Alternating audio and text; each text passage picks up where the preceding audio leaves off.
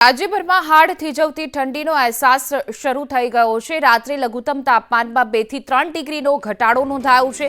Naliya 10.2 degree સાથે સૌથી ઠંડુ શહેર, તો ગાંધીનગરમાં 11 ડિગ્રી તાપમાન નોંધાયું છે। તો મહેસાણાની વાત કરીએ તો 11.2 ડિગ્રી, ડીસામાં પણ 11.2 ડિગ્રી જેટલું તાપમાન નોંધાયું છે। તો પાલનપુરમાં 11.3 ડિગ્રી, વડોદરામાં 11.6 અને અમદાવાદમાં 12 ડિગ્રી તાપમાન નોંધાયું છે। પંચમહાલમાં પણ 12.2 ડિગ્રી, રાજકોટમાં 13.6 ડિગ્રી, સુરતમાં 15 ડિગ્રી, તો અમરેલી અને ભાવનગરમાં 15.1 ડિગ્રી જેટલું તાપમાન નોંધાયું છે। દ્વારકામાં 16 ડિગ્રી જેટલું તાપમાન। તો હાડ થીજવતી ઠંડીનો અહેસાસ છે તે શરૂ થઈ ગયો છે। 2 થી 3 ડિગ્રી જેટલું તાપમાન છે તે રાત્રિના સમયે ગગડ્યું હતું અને હાડકા થીજવતી ઠંડીનો અહેસાસ છે તે શરૂ થઈ ગયો છે।